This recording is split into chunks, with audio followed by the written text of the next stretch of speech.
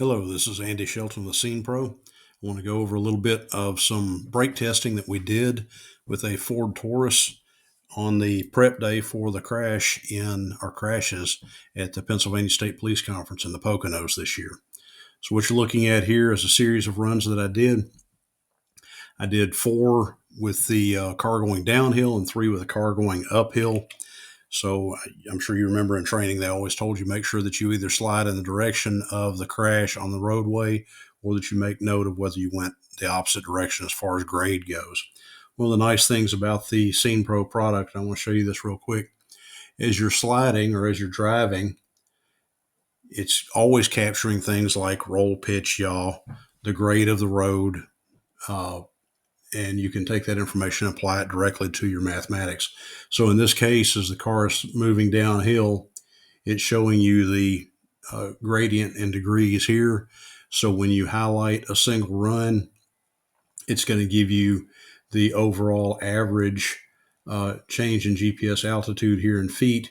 And then also you can derive from this, and all I've got to do is add it to it right here. I can go and say, let's go for an average of grade. And now I have my average grade for that run that we can apply to it. So if you're going downhill, you've got it. Hit escape. Now let's take one where I know I was going uphill.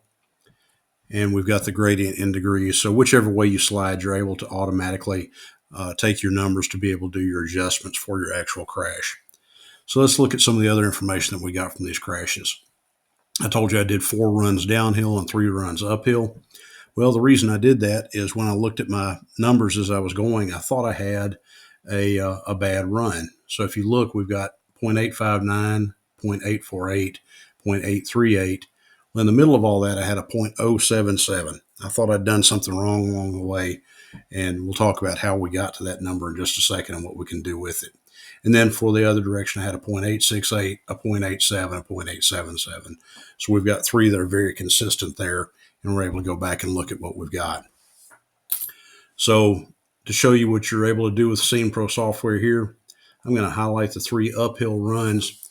I want you to look at how tightly they lay over the top of each other, how the longitudinal acceleration line looks. So we're able to say that these runs are very consistent. You can see the speeds are very consistent to start off with. We have over here on the right-hand side, I've got maximum speed for each one, 37, 38, 39, so I stayed very close there. Change in altitude is also very close. This does show going uphill. It's a positive number, 2.1, 2.1, 2.3. So stayed pretty consistent all the way across the board as far as my speeds goes. And we can see that also in the negative acceleration or the actual G-forces that we measure, 0.868, 0.87, 0.877. So I'm going to clear that. Let's go and look at this one run here. So I've got this one, I show a 0.077. Well, if you look, we can see that there's something picked up here that didn't get picked up on the other runs. You can see how this starts at the top of the slope and drops down. Here again, we start at the top of the slope and drop down. On this one, we start at the top of the slope and drop down. But we added a little bit of a hook here on what looks like the acceleration portion. So let's see if we can figure out what happened. I'm going to take the map first. I'm going to slide it down, and we'll look at just the area at the beginning of those runs. Hang on, let me redo that. There we go. Slide in and look at just the area of the beginning of those runs. And by the way, if I highlight this, you can see it highlights the line that I was on there.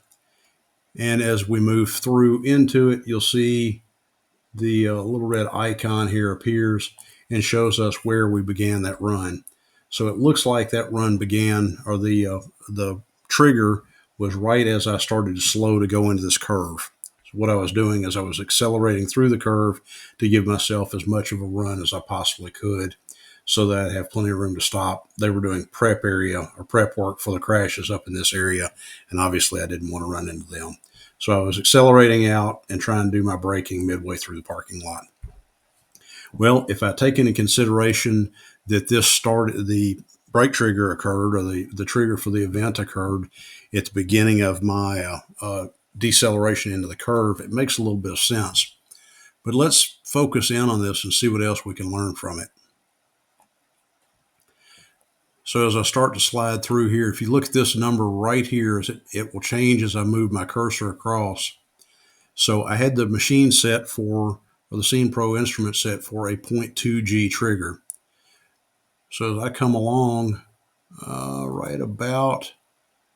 right in there somewhere is going to be about where I'd expect that trigger to occur. Well, what happens if I highlight it? Well, actually, I got a little bit farther down the line there. So yeah, it looks like as this number comes in, I was already very close to that 0.2G threshold. So that makes sense. It looks like I applied the brakes just a little bit as I went into that curve, and I caused an early activation, but it wasn't due to a fault of the instrument. It was a loose nut behind the wheel. So I'm going to clear this out, and let's go in and look at this data just a little bit more. So if we've got an 077 and everything else is in the low to mid eights, does that mean you just have to throw the data away? Let's see what happens if we go and zoom in on this a little bit more and look at this data. So as I scroll down here, again, we're looking at this number up here. There's a 0.2016. So that's going to be the trigger threshold. I'm going to hold the shift key down and slide my cursor down and pick up just a little bit of the rock back here to about right there. So now I've highlighted the actual deceleration portion of that single test that you saw that started early. As I go over here and look, now I have a 0.8363. Well, how's that compared to the other? 0.859, 0.848, 0.838. Looks like I'm pretty close. Well, wouldn't it be nice if I could take that information and overlay it on the other tests that I did? So my bright red is the 0.83, and it lays almost exactly with the magenta line there. You really can't see any separation in them at all. So actually what I have is a good test that I cause the instrument to start reading early when I go and dive into the data. I'm able to see that I have good information there. So even if you think you've made a mistake, you may be able to go back and use that information and have valid data to be able to use in your crash reconstruction. So there's a couple of things that you can do with the ScenePro software. We can look at grade, positive and negative, to be able to apply that to our testing. And then even when we think we've made a mistake and messed up, because the instrument is doing its job, we're still able to go in and look at that data and use it for later analysis. So thank you for your time. Have a good day.